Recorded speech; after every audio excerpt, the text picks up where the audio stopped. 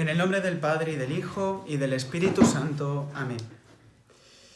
Ven, Espíritu Santo, inflama nuestros corazones en la ansia redentora del corazón de Cristo, para que ofrezcamos de ver a nuestras personas y obras en unión con Él por la redención del mundo.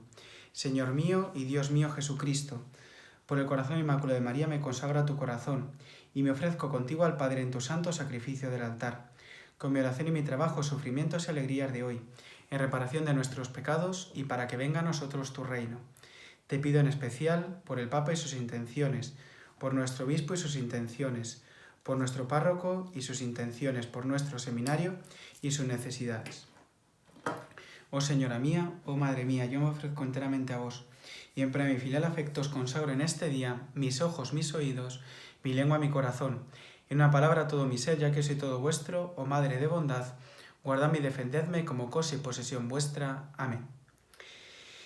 Pues para iniciar la semana, la semana la iniciamos ayer con el domingo, pero en este lunes vamos a escuchar una curación, que no nos viene mal contemplar cómo el Señor también es médico a estas alturas del partido de la Cuaresma, sobre todo para pensar que la Cuaresma es un proceso de curación de nuestra alma, es un proceso donde el Señor poco a poco va sanando nuestras heridas, va sanando nuestros pecados. Vamos a escuchar en concreto la curación del hijo de un funcionario real, donde el Señor va a curar con distancia. Normalmente en el Evangelio hay muchos momentos donde el Señor cura directamente, tocando una herida, tocando a un leproso, tocando... Sin embargo, aquí va a tocar el Señor con distancia, y vamos a ver por qué razón. Del Evangelio según San Juan. Volvió pues Jesús a Caná de Galilea, donde había convertido el agua en vino. Había un funcionario real, cuyo hijo estaba enfermo en Cafarnaún. Cuando se enteró de que Jesús había venido de Judea a Galilea, fue a rogarle que bajase a curar a su hijo, porque estaba a punto de morir. Entonces Jesús le dijo: «Si no veis signos y prodigios, no creéis».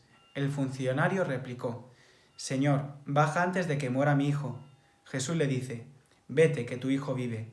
Creyó el hombre en la palabra de Jesús, en la palabra que Jesús le había dicho, y se puso en camino. Cuando bajaba, le salieron al encuentro sus siervos, y le dijeron que su hijo vivía. Él les preguntó entonces la hora en que se había sentido mejor. Ellos respondieron: «Ayer, a la hora 7ª, le dejó la fiebre». El padre comprobó que era la misma hora en que le había dicho Jesús: «Tu hijo vive», y creyó él y toda su familia. Este fue el segundo signo que hizo Jesús cuando volvió de Judea a Galilea. Lo primero que llama la atención es que Jesús hace referencia al el Evangelio. San Juan hace referencia al primer signo que hizo Jesús en Caná de Galilea, que es la conversión del agua en vino. Pensemos que todo en el Evangelio está interconectado, todo en realidad en la historia de la salvación, porque como dice la Constitución Dogmática de Hebrew del Concilio Vaticano II, Dios es el mismo autor del Antiguo y del Nuevo Testamento, por tanto todo obedece a un designio único del Señor. Entonces, ¿cuál es la relación entre esta conversión del agua en vino y el segundo signo? En definitiva, la conversión de la incredulidad a la fe, la conversión de la ceguera de alguna manera a la visión.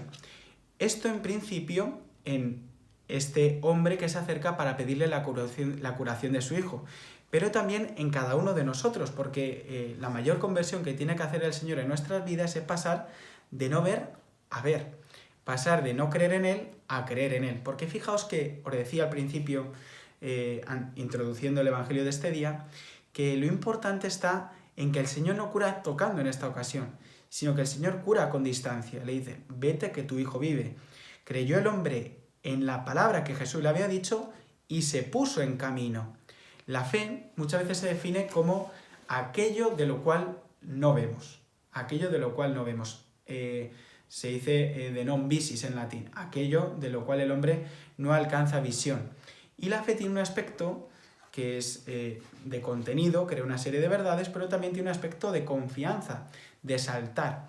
Y no me refiero solo aquí a creer en Dios, sino también en creer en que Dios tiene poder para cambiar mi vida, creer en que Dios tiene poder para convertirme, para acercarme a Él, poder incluso para sanar aquellas heridas profundas que yo tengo en mi vida, que yo tengo en mi historia, que el Señor tiene capacidad para sanarlas de raíz.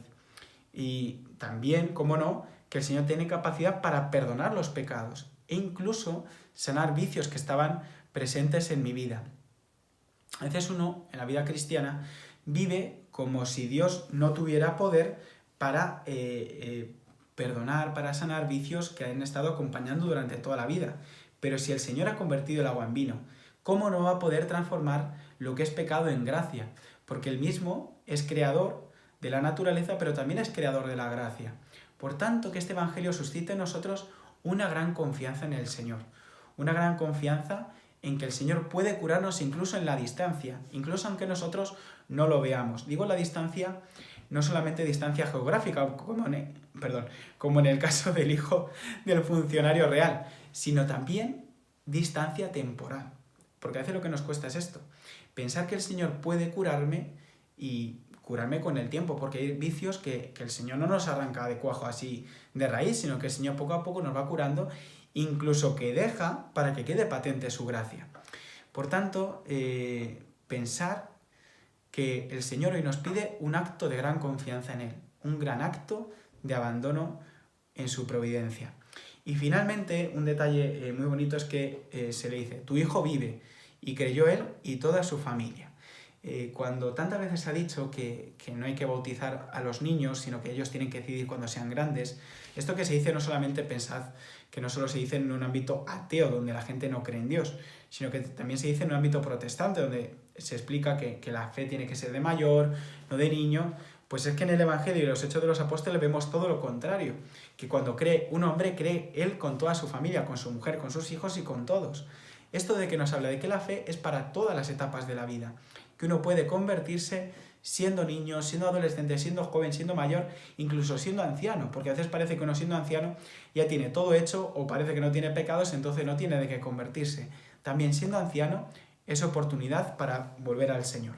Pues nada más, que empecemos esta semana con ánimo, agradecido al Señor, porque nos invita a la conversión, después de haber escuchado ayer la parábola del Hijo Pródigo y especialmente este signo de conversión.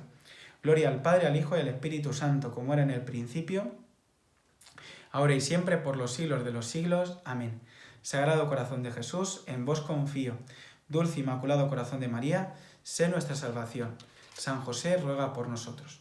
Y la bendición de Dios Todopoderoso, Padre, Hijo y Espíritu Santo, descienda sobre vosotros. Ave María Purísima, sin pecado concebida.